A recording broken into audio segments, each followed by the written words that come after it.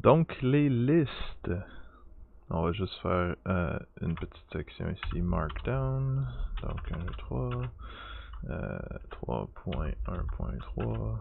Lists.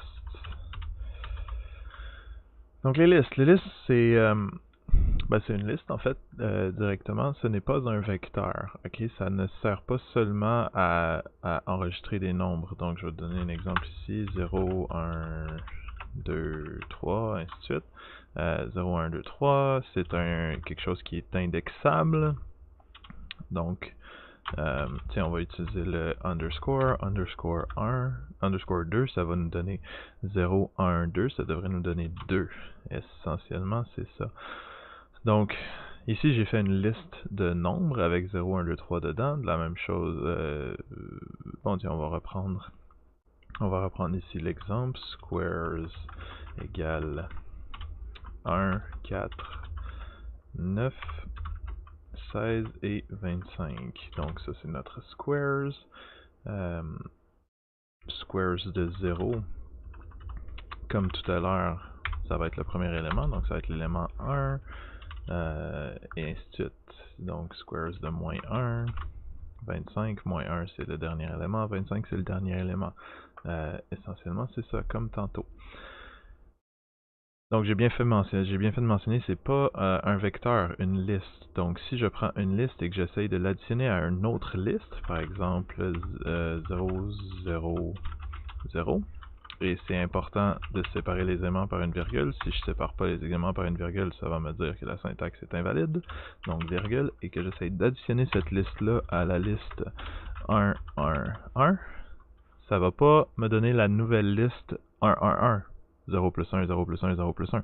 Ça va concaténer les listes en fait avec le plus. Donc 0, 0, 0, 1, 1, 1. Donc présentement vous vous demandez, ok cool, des listes, si je les additionne ça les concatène. Comment je fais pour additionner les éléments un à un dans une liste? On peut pas faire ça directement. Il faudrait faire un for loop, puis après ça, aller dans la liste et aller additionner le premier élément de la première liste avec le premier élément de la deuxième liste, et ainsi de suite. Bon, si on veut utiliser un vecteur comme dans MATLAB, là, il va falloir utiliser un array de la library NumPy. Je vais parler de ça quand je vais parler de NumPy dans d'autres vidéos plus tard. Il y a une façon de faire ça, mais pas sans utiliser une librairie externe. Bon, ceci étant dit, bon, de la même façon, la même logique que les strings, si je fais la liste de 0, 1, 2 et que je dis 3 fois cette liste-là, eh bien, ça va pas me donner la liste 0, 3, 6, ça va me donner 3 fois cette liste-là, 0, 1, 2, 0, 1, 2, 0, 1, 2, dans une nouvelle liste. On peut ajouter des éléments d'une liste en utilisant la méthode append. Donc 0, 1, 2, .append. On va appender, on va ajouter à la fin de la liste l'élément 4 par exemple. Donc 0, 1, 2. Et maintenant, si je vais voir ma liste, bon, ok. Je vois ce qui se passe. On va enlever ça, on va enlever ça. On va revenir ici, puis on va dire print cette liste-là. Print, print, print, print. Allez. Et voilà. Ah, non, qu'est-ce qui se passe? 0, 1, 2.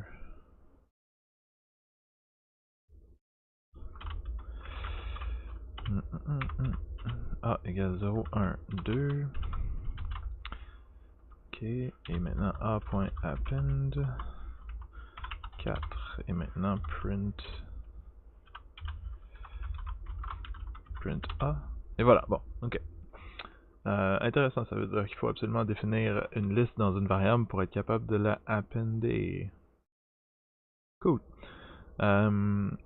Donc essentiellement c'est ça. Ici vous avez d'autres exemples avec les listes, ainsi de suite. On indexe les listes comme tout à l'heure. Avec les listes, on peut retirer des éléments, on peut réassocier des éléments. Donc, contrairement au string, si je dis A, mettons A1, bon, ça va être le deuxième élément. Ici, c'est 1. Maintenant, A1 égale 42. Et je reprint mon... Tiens, on va faire ça comme ça. A1 égale 42. On va printer A. Et donc, 0, 42, 2, 4. Donc les listes, c'est possible de réassigner les valeurs. On peut réassigner des blocs de valeurs et on peut enlever des valeurs comme ça ici. Par exemple, si j'ai la liste, je veux dire A est égal à 4 fois 1, 2, 3. Et on va dire maintenant, donc ça c'était ma liste A initiale, print A. Maintenant on va dire A 3 à 6 va être égal à D0, print A. Et maintenant on va retirer les éléments 3 à 6. 3 à 6 va être égal à une liste vide. Et si on print ça, et là on a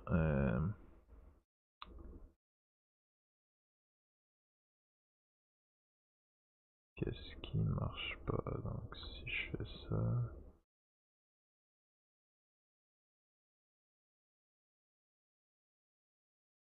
Ah, pardon. Je peux pas faire ça comme ça, il faut que je lui dise, bon, donc la liste 3 à 6, c'est 3 éléments, ça va être l'élément 3, 4 et 5, il faut que je leur dise que c'est 0, 0 et 0, l'élément 3, 4 et 5. Et là, ça devrait marcher, et voilà. Et donc, on va rajouter un dernier petit print pour imprimer une fois qu'on a enlevé les éléments. Et voilà, donc l'élément 3, 4 et 5 sont redéfinis pour être les éléments 0, 0 et 0. Et ensuite, on a décidé, bon, on va les enlever maintenant, donc ces éléments-là, on les a enlevés. Donc, il nous reste la liste 1, 2, 3, 1, 2, 3, 1, 2, 3, qui est ici.